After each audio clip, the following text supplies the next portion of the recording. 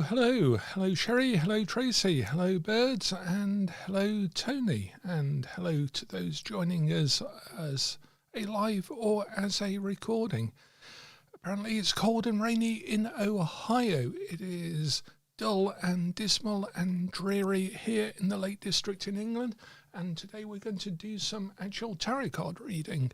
So, what I thought we'd do today, I'm only going to be on for half an hour today because I'm in the midst of catching up with a load of stuff, but I did want to update folk with some news, particularly members of the channel, and also offer some actual readings today, and we can quickly discuss those as well. Hello, Bill. So the biggest news on the channel is that the Magister and the Zodiacal Rituals have actually been finished. We finished the Magister sort of last week. That has been out of print for a couple of years. We took it off the market so we could make some changes to it, and this is the result of about 10 years writing and obviously 35 years of actual work, 45 years actually now, 35 years when it was first published 10 years ago. And it was originally published, I thought I'd share this with you today. This was the original version of it, published by Salamander and Sons, and it was very much edited, very much worked on. Paul Hardacre, the publisher of this, did a lot of very good work editing, but unfortunately then let me down massively with regard to the actual publishing of it, and I ran into a load of problems. I did marketing for over a year, and then it was a long saga, and eventually it meant that I had to force Amazon to give me the rights back to it, particularly the Kindle version, and pull it entirely. But it was an actual so much work actually went into this. It's a big book. It really is a sort of big book. It's 500 pages this size, and it's got about 700 footnotes and a full bibliography and reading list, and it's the first of 11 volumes. So Charlotte, Louise and I went back to finishing it, adding another section to introduce Charlotte's life and work in it, along with mine, and then it's going to be a hardback, and I took the opportunity to change a few of the graphics and just tidy it up a little bit, but some are still the same. And the publisher that I had contracted with for the Zodiacal Rituals, we discussed whether I finished that again, and that's been in self-publication, and I did have a paperback version of that myself, self-published, but I couldn't find it earlier on. We decided that because he's got other projects, and I had worked to finish that for his contract and so forth, that it would be far better if he published the books he's already got in train for his schedule, because otherwise I wouldn't have even been paid for it until about 2027. Late 2027 would be the first payment for the Zodiacal Rituals, going that route. Whereas because I'd already worked on it, got it ready, I discussed it with him last week and agreed to take it out of contract. I'm publishing that myself, and I'm going to do a different book for him later on next year, a far more hardcore esoteric book that's more suitable to that sort of hardcore esoteric.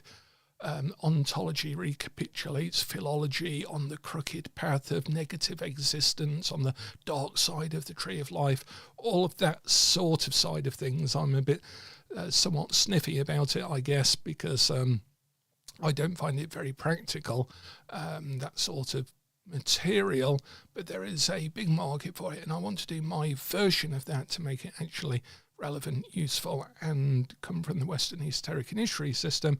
So that's what we're going to do.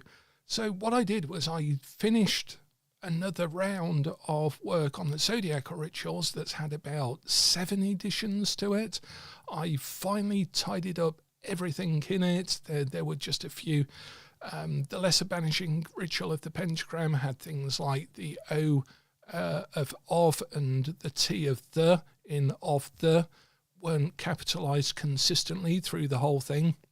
Just really, really minor edits, but important edits for consistency through that whole thing. So, and I got an email this morning. I sent both of them to proof copy a few days ago, the Magister last week, and then I decided to work on the Zodiacal Rituals and get that done while I was sort of on it.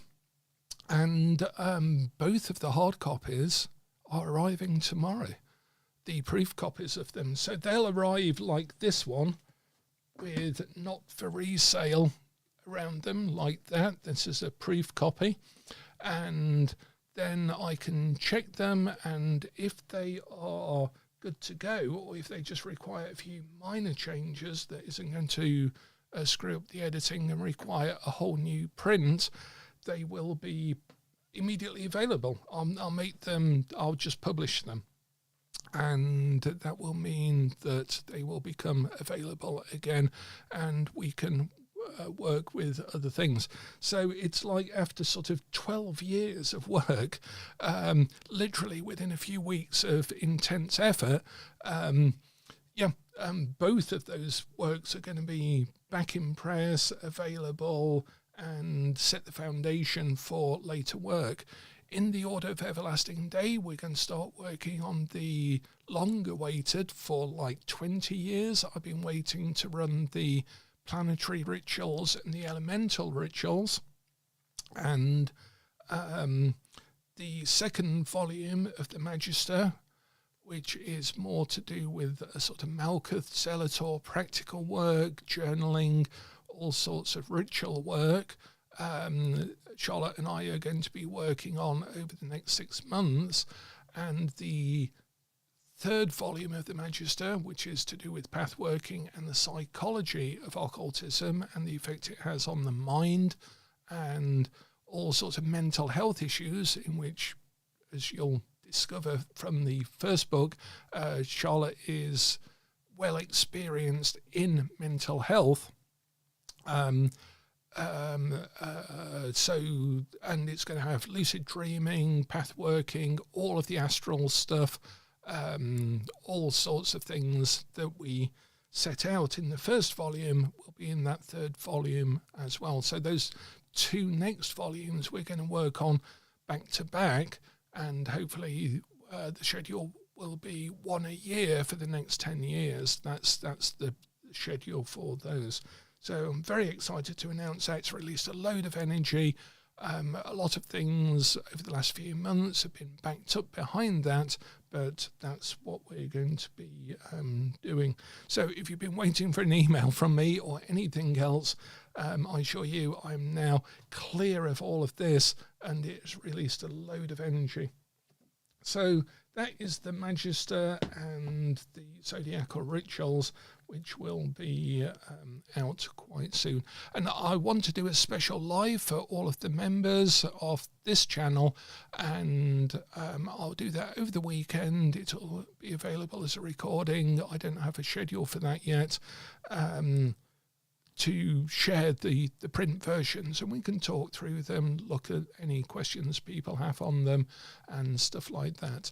And because the Magister is more of a gazette, as we've decided to call it, it's a collection, a bit like the Equinox, of rituals and articles and materials. What we want to do is encouraging adverts from people, a bit like the old-fashioned Equinox used to have, and this was the original intention with the Magister, actually, to have advert sections in it, but really nice old-fashioned adverts in it, but modern adverts for modern contemporary offerings, but designed in a very old-fashioned style to go into that. And the zodiacal rituals, we obviously encourage people to work with those because they're very practical and they've been tested for so many years, and we've seen so many results from them that we're very keen to see those out and about. If we've got time, I'm just going to briefly mention a story about rituals, and then we can actually do a tarot card reading or two for the channel. Hello, Mantra Meditation. Thank you for your kind comments in the comment section. Very much appreciated. And as Bill is saying about stating the importance of mental health, that has always been a long concern of mine because I've seen so many people over so long a period go off the rails, and people get worried about being possessed.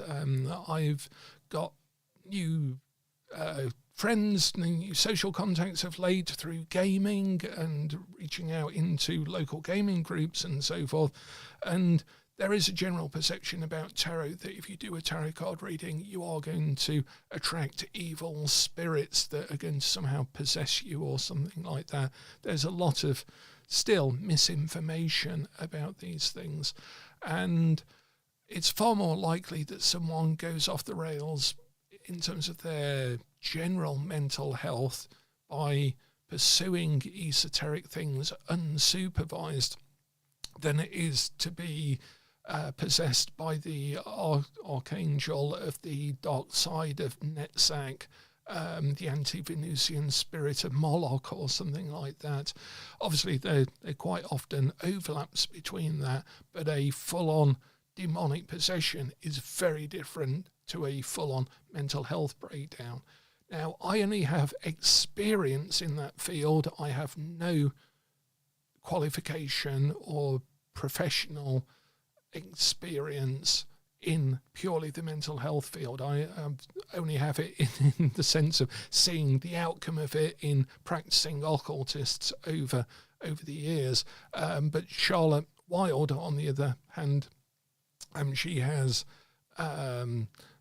very, very, very professional credentials in the whole field of mental health, has been working in that her whole life, is a GP, registered GP in the UK, registered counsellor and therapist. So I feel as if together we can actually bring something into Western esotericism from some cited, researched, foundational, experiential level, and not just be talking about it because it's on trend on TikTok or something. And I've never really talked about that side of things because I've never felt qualified to really come at it from that angle. But now we can actually start to do that a little bit better. And it is really important. It's really important. Mental health. And it is a double-edged sword. And shamanism, again, Charlotte has a lot more experience in shamanism. Induces it, believe me, Bill is saying not recommended. Yeah, I mean, to share with you something personal, my birth mother was diagnosed with schizophrenia, and I lost contact with her in my sort of late teens, something like that, and went back to reconnect a bit later on in life. And there is certainly a huge overlap. It's well known that one of the symptoms of schizophrenia is a sudden interest in occult matters. And obviously there's always been a proposal that the shamans of tribal societies were people with mental health issues that were somehow sidelined into becoming the shaman for an important role within the tribe. And And there's so many overlaps, and it's very exciting because we think about Dion Fortune, we think about Israel Regardie, and to some extent Aleister Crowley. His psychological insights are lesser lauded than his usual appellations of being the wickedest man in the world and so forth, but he really understood the way people worked. He had a very, very good grasp of mental, of psychological principles in practice with people. Obviously, he may have used that knowledge to his own ends, but he certainly understood the working of the mind and the working of the psyche. And certainly Dion Fortune and Israel Regardie, but there haven't been, and I actually cover this in a chapter in the Magister called In the Shadow of the Bright Circle, that there haven't been a lot of later works looking at psychoanalytical theory, Jungian theory, Freudian theory, even modern theories like NLP, CBT, TA, and so forth, with occultism. Richard Kaczynski has recently released a book, I haven't received it yet, called Mind and Magic, something like that, and he has, as far as I understand it, a background in research methodologies in psychotherapy. I'm not quite sure, but that looks a really good book, and to begin to start publishing things in that area. So I was just trying to take a look here.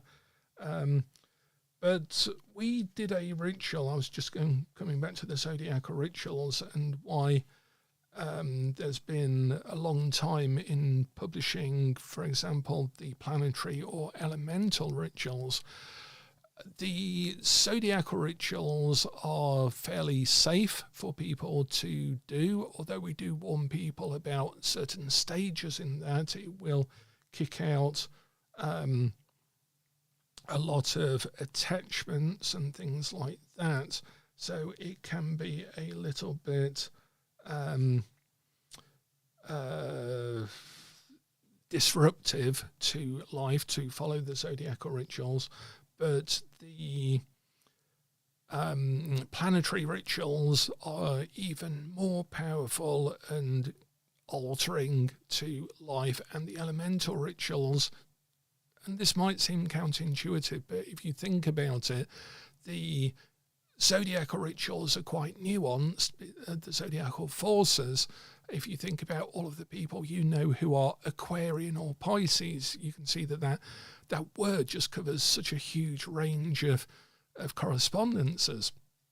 But the planetary ones are far more rigid, far more centered, far more focused, far tighter around their core correspondences. So if you do a ritual to Mars, you are going to have a far more definitive result than a zodiacal energy. And an elemental ritual, I remember when I first started working with this when I was 13, reading, don't work with the fire elementals unless you really honour them, control them, have a good relationship with them, all sorts of things, respect them, I think is the word I'm after. And the same with the water elementals, because quite often people who have done elemental rituals, because it's such a fixed and primitive force, such a direct force, there is a danger that it can really, if not directed, have a very powerful singular result in your life. So we did a series of, a single ritual, but it was a quite complicated ritual, which we called the God Game. And we basically invoked deities and became avatars or representatives, I can't remember the word we used for it now, spokespeople for our particular deity. And we had a party at a private house where each of us was trying to get advocates. That's what we were, advocates for each of the deities, in order to have a vote at the end, and the winning deity would then be the one that our group would work with for the following year. And that singular evening, that God game, it had such an impact on people's lives that it took 10 years for some of those things to settle down before I would even start to think of us doing another ritual at that level, because we were still working with the results of that particular ritual. And there is a more intense version of that called the God Feast, and I'm not ready to run that yet with other people because of the impact it would have. So we do have to be aware of the impact that these rituals can have. But the zodiacal rituals were specifically designed for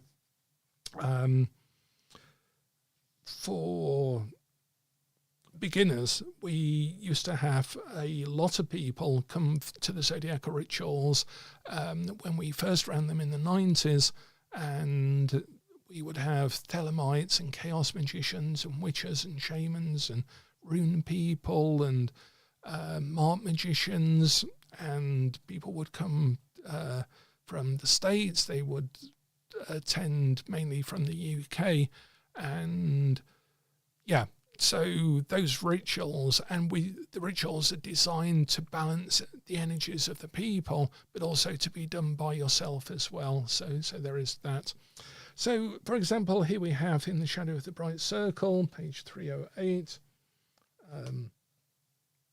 There's some very rare diagrams in the Magister. This is from the Golden Dawn archives. It's never been published, this is the only place you'll find this, but it is a note on the Liber sort of Resh type symbols, the LVX symbols, and how they map onto the seasonal cycles, and the amount of light that is present in that circle. So there's very little light, but then as you drop your arms here, there's even more light, the darkness underneath. And that's probably Mather's, and that's likely Mather's handwriting. This is the only place you'll see that outside of the Golden Dawn archives. So there's a lot of stuff in here. What page was I looking for? 303. Here we go. So, for example, we've got the unfortunate Israel Regardie looking at how psychology actually maps to, as Gerald Suster pointed out about Regardie, he was uniting magic with therapy. And Violet Firth, who we know as Dion Fortune, started to begin to merge mental health, psychiatry at the time, and her book, The Machinery of the Mind, is highly recommended. You can probably get a PDF copy online, and her work is so ahead of its time. She wrote a little book almost before she got into esoteric issues, and it's called The Machinery of the Mind, and it is way ahead of its time. It still reads as quite a contemporary piece of work. So then the Magister looks at nature philosophy in the late 18th and early 19th century, and nature philosophy was actually where Jung got a lot of his ideas about the unconscious and the ego. Nature philosophy, there's a book by Karras, and that predates Jung's understanding of the unconscious. And so that basically then seeds the occult and esoteric concerns of nature philosophy into psychology. And then they go their separate ways, a bit like chemistry and alchemy were seeded in the same way, and then went their sort of accepted way, and then their rejected knowledge way. Nature philosophy became psychology and occultism, and obviously one is more rejected than the other. And I mentioned a few other books here, like in the 60s, late 60s, there's a good book, Psychotherapy and Magic, by Anthony Duncan. He worked with Gareth Knight. And so the Magister introduces it in a small section in the first volume, but then we come to it a lot more in the third volume when we talk about Yesod. And then the fourth volume, which will be on Hod, really talks about mental health in terms of rationality, logic, thinking about things, common sense, decision-making, will, structure, all sorts of things, the nature of hierarchy, and all of the things that really are so important to esotericism, but just aren't covered in all of the books, because the books are quite often more concerned about summoning Belial or something like that than actually using the esoteric system in terms of an initiatory, systematic, transformative system, which is really what the Western esoteric initiatory system is all about. So, yeah. Okay, shall we do some tarot card readings for 10-15 minutes, and then say I'm going to have to sign off a bit earlier, but I am looking forward to, for members, doing a video tomorrow as soon as the new version of the Magister and the Zodiacal Rituals arrive.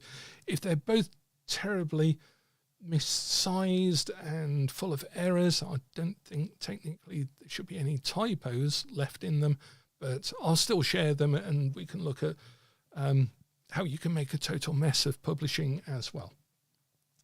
Okay then, does anyone have a tarot card question, either about the tarot or that I could do a reading for? I'm happy to do a reading, and we can discuss it.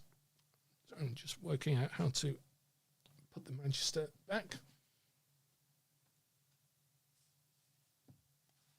There we go.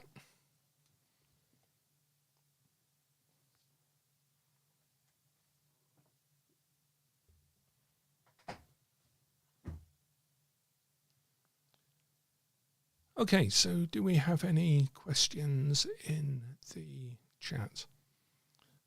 I'm actually very glad that we can actually have the video streaming this time around.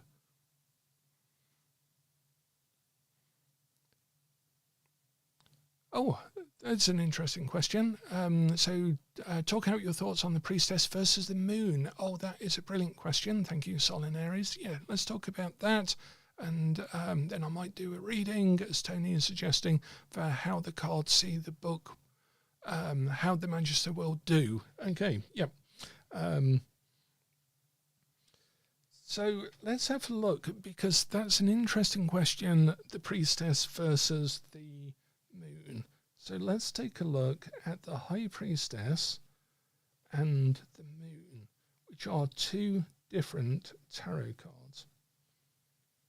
And I say that sort of obviously, but let's be clear that in effect, the High Priestess and the moon are two different tarot cards. The High Priestess, though, has a moon on it. And I'm just getting my notepad, because I feel a Tree of Life coming on as well.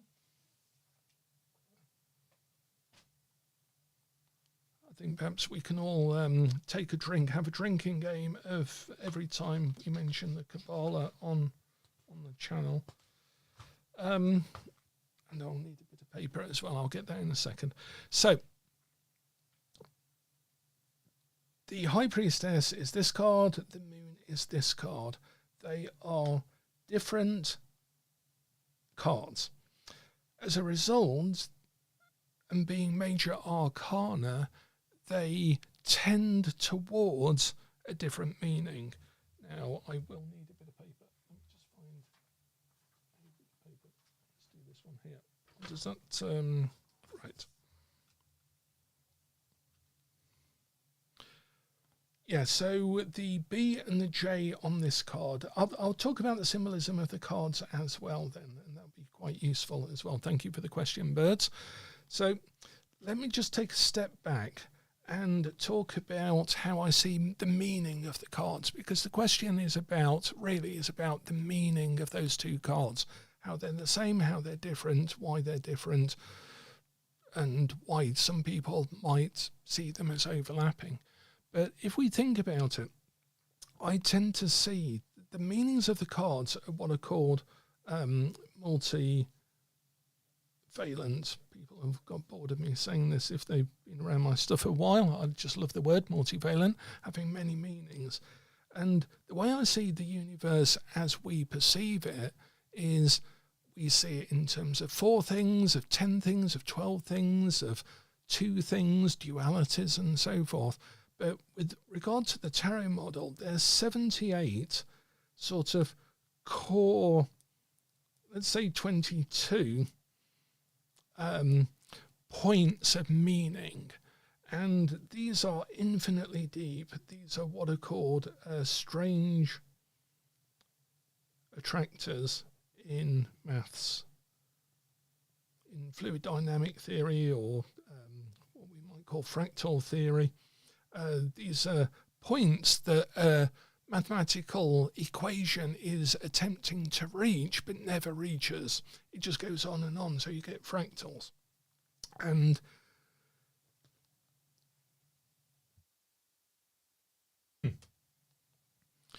if we think about it, then the High Priestess, for example, is sort of here, and it's tending towards, my pen's run out, that's nice, this meaning here. But that isn't a single meaning. We can never reach whatever that is. But these meanings tend to be things like, okay, my pen's entirely stopped working. It'd be typical for the High Priestess. She wants to remain a mystery. So things like intuition, secrecy, for example, is a key word or a theme or a meaning we might give to the High Priestess. What else can people suggest in the chat? Keywords for the High Priestess or the moon. And the moon tends to have meanings that are attracted towards this point. And there's 22 points in the major arcana, or 78 points if we do the whole deck, where each card tends towards one of these.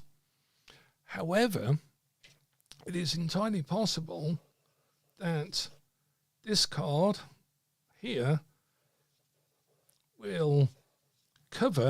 can be interpreted as having any of the other meanings. Any of these can have any of the meanings of any of the others. But it's more and more unlikely as we get closer to one of these points for one of these other cards. So say, for example, the moon can also have secrecy. So if this is the moon point of the universe, this is why I got the world there, because this is all within the world, and this is the High Priestess, they might have secrecy as a meaning, both of those two cards in a reading. But, for example, if this is the Blasted Tower, which tends to have meanings like shock, acceleration, dramatic change, it is possible that the tower in a reading could have the meaning of secrecy. So that meaning is now within. It's a stretch to interpret the tower as secrecy, because usually it's the High Priestess, sometimes the moon, but it is possible for the tower to have that as well. It's unlikely, but it is possible. It's also possible for the moon, particularly with other cards around it, could have the meaning of shock. Some secret has been revealed and it's absolutely shocking. And the moon is now carrying that meaning. It's unlikely in itself because the moon tends to these meanings. And the High Priestess tends to those, and the Tower, in effect, they're arising out of these 78 points, or 78 cards are arising out of these points, but they're at a level of interpretation where they could mean any of those things, but tend, and that's the important word, tend to certain meanings. Make sense? So when we're talking about the meanings, we're talking about meanings that tend towards that card, but they are not fixed meanings. That card does not mean just secrecy. That card can mean secrecy. This card, see the veil, that's the secrets of nature being hidden by manifest time and space, for example. So it's holding a secret. The 72 named of God are holding the secret of existence in the symbology. The infinity loop is a secret of time. So this card can represent secrecy, but not as well as this one or this one, but it can do. They can all overlap. So, on the High Priestess, we have Boaz and Yakim, and these are Hebrew words, and it's, I can never remember, but it's something like strength and foundation, something along those lines.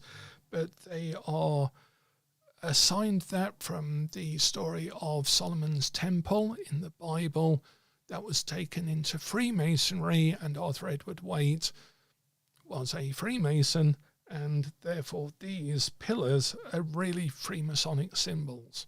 However, they are Golden Dawn symbols, and they are Societas Rosicruciana in Anglia SRIA symbols as well. They're used in occult, esoteric, Western esoteric rituals from the Golden Dawn, and within the SRIA from Freemasonry. And that's why they're there, the black and white pillars. The High Priestess is on the middle pillar on the Tree of Life that we see behind in the pomegranates, which are a symbol of sexual secrets, sexual magic secrets, also the underworld, also to some extent a symbol of Mary in Christian mysticism, and the veil. So they are doing a lot of heavy lifting in terms of the symbolism. And the moon here is symbolic on the High Priestess because the tarot card, the High Priestess, corresponds to the moon in the zodiac, in the planets, in the celestial correspondences. Okay, so the card has a load of meanings. It's on the Tree of Life in this position. Just write these down.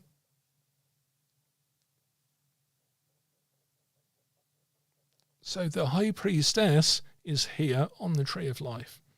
And you can see that she is in between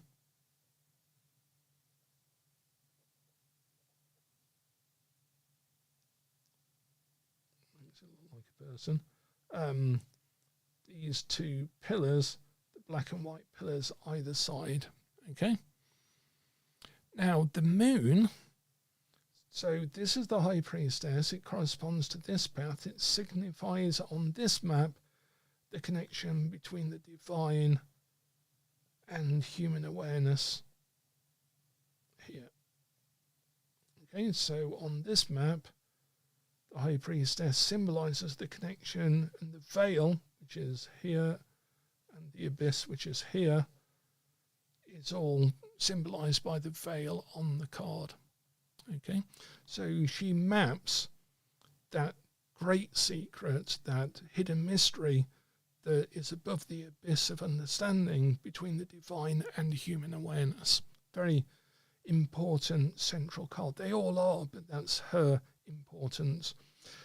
She is also a symbol of the Shekinah, which is the presence of the divine, often represented as a feminine. That's what the Hebrew AH at the end is. Entity. I wouldn't use that word.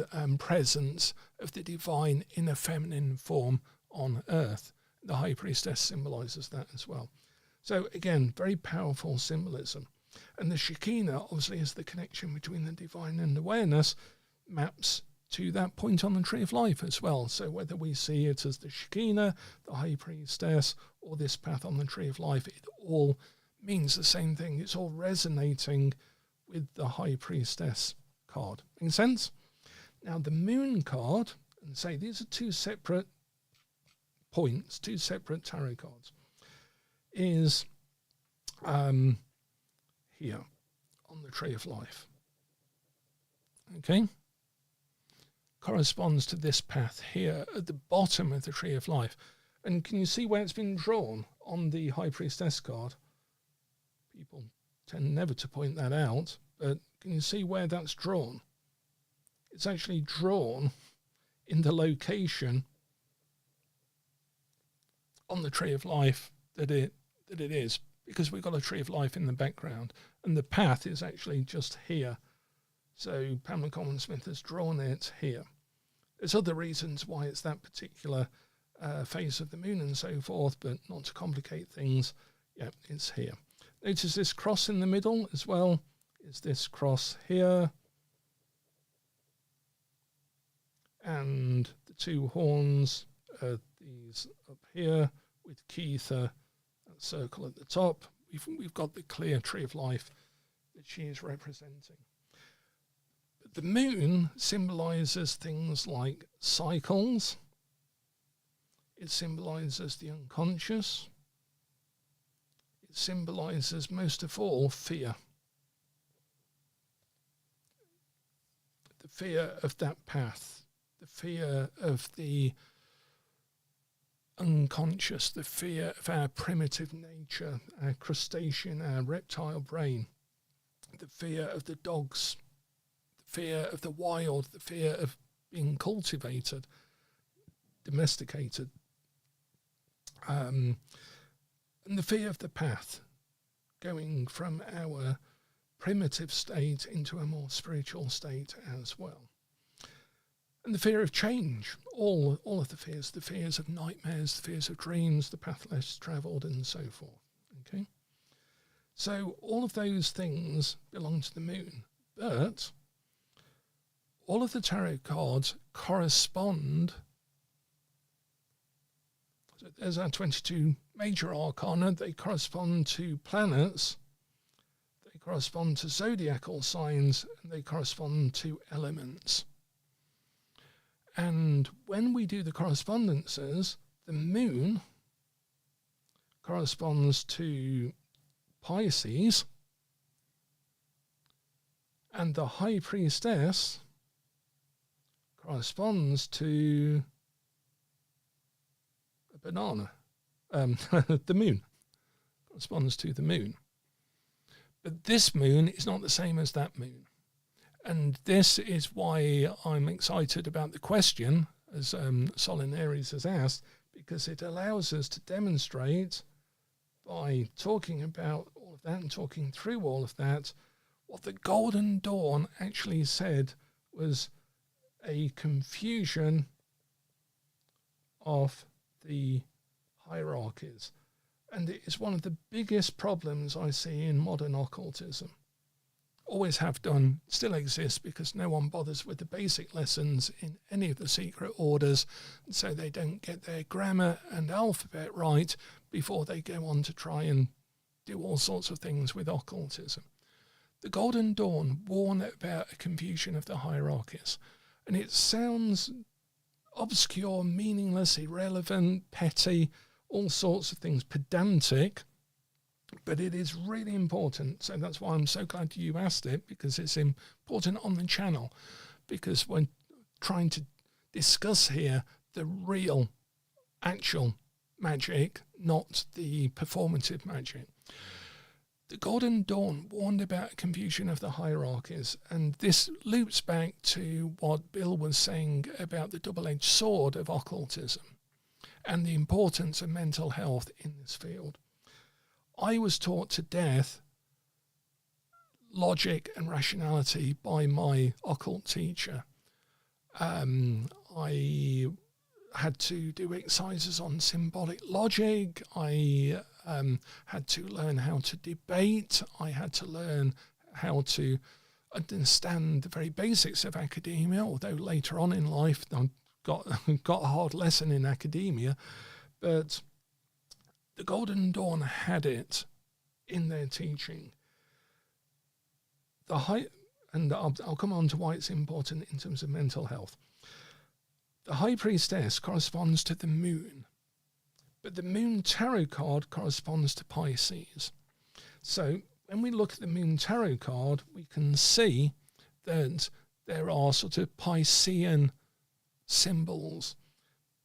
Who was saying about reflection? Bill was saying gestation within the silence. This sort of shell and the silence of the moon. Now, another interesting thing that we can point out about the moon is it also, on the Tree of Life,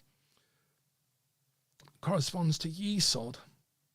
So the Sephiroth on the Tree of Life also correspond to the planets. So Yesod here corresponds to the moon. And it is on the pillar of air. But the air is not really, it doesn't correspond to the moon because the moon is an airless place.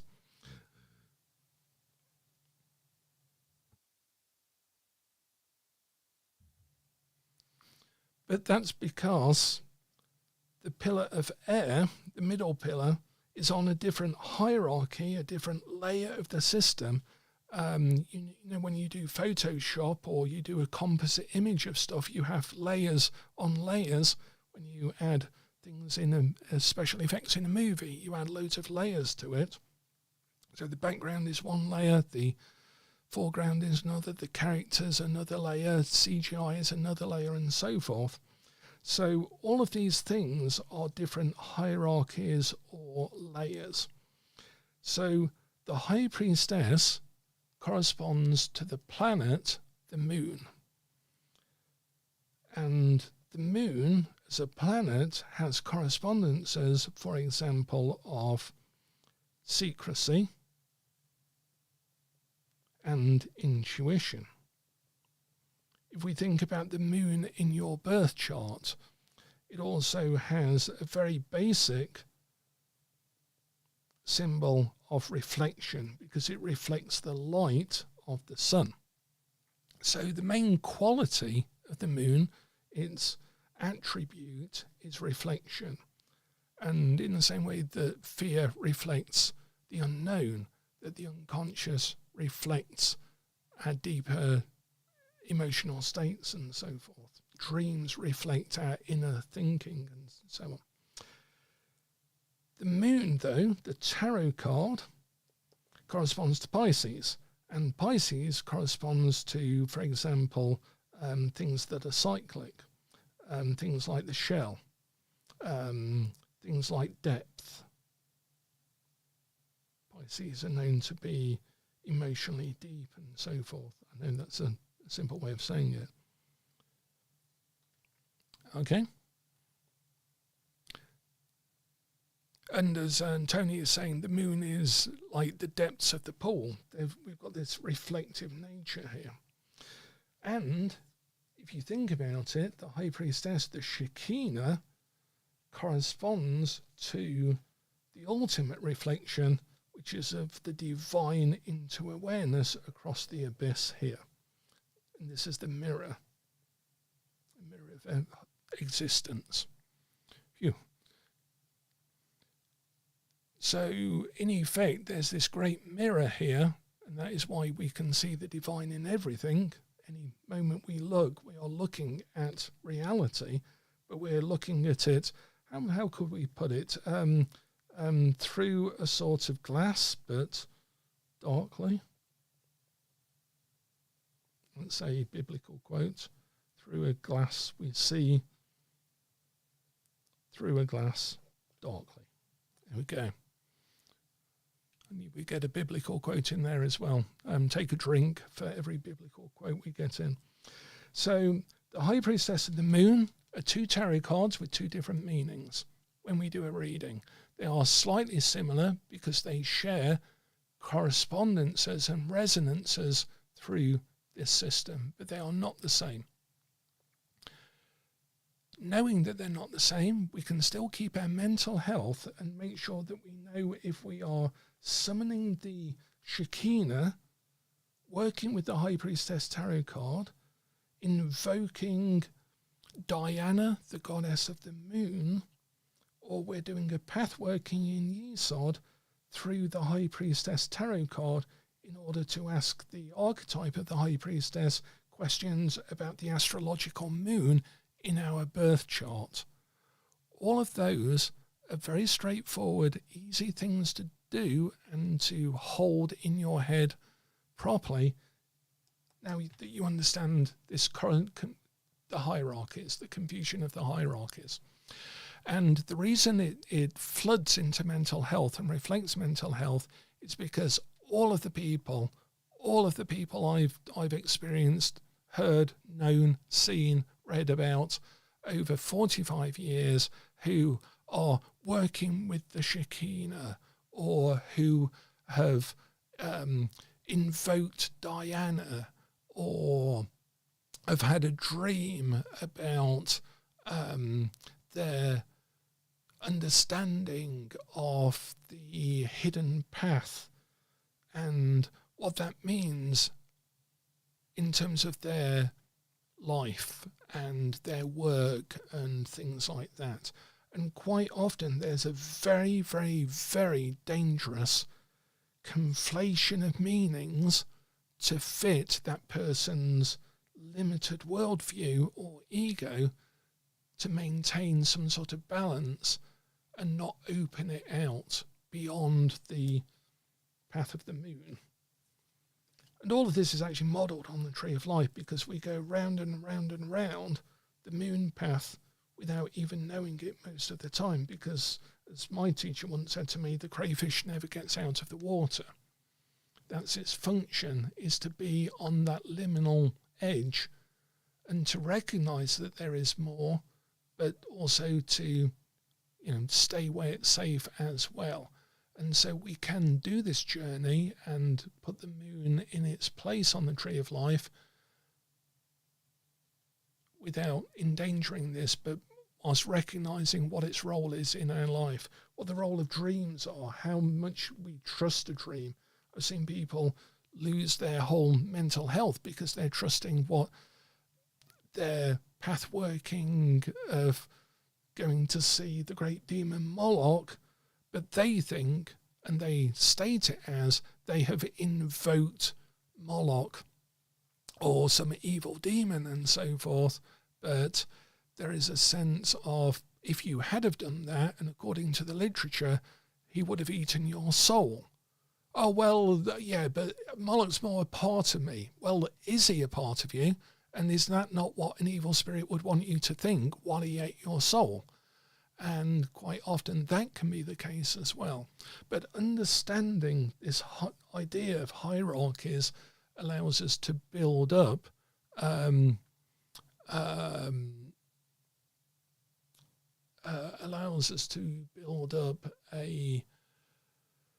nuanced, comprehensive, consistent, congruent model of our reality without losing our grip on things. Make sense? And actually, let's take that as the reading for the Magister as well, that it will lead people onto the unknown path, that the High Priestess will await them in their own minds, and we will be able to release it successfully into the world. So, again, there is no such thing as an accidental oracle. So thank you for asking the question, Sol in Aries. It's very much appreciated because it gives us, and this again is why I really stress the importance of questions. I didn't know that question would lead to a whole thing about confusion of the hierarchies, seeing through glass darkly, an explanation of the Shekinah and so forth. But it's the questions that really help us understand the nature of the universe as inquiring into itself. The universe wants to know what its possibilities are, and this is really where we are with it, isn't it? We ourselves are in the world. We ourselves are naked dancing. We ourselves are the high priestess, or in every thing that happens to us, we meet the high priestess. We are engaging with the Shekinah potentially when there is grace that comes into our life. We are taking that big breath and wanting to go on the journey of the moon, but not knowing where it's going to lead us to. And otherwise we'd all be illuminated all of the time. And if we understood what illumination was, how would we wouldn't need to aim for it. So we're always aiming for something that is unknown to us. And that should be fearful.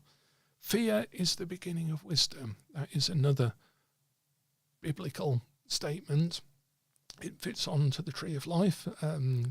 Gibor is fear, and wisdom is the meaning of Chokmah. So fear is the beginning of wisdom. It's just literally telling someone where they are on the tree of life, as is this card, as is this card, as is this card. The world is this one at the bottom, just for completion. So in these three cards, we've got this path, and that path there on the tree of life. Okay, so I was intending to do half an hour, but we've come to our full hour, so thank you for the interesting question. Just go back to Tracy's question right up at the start of this.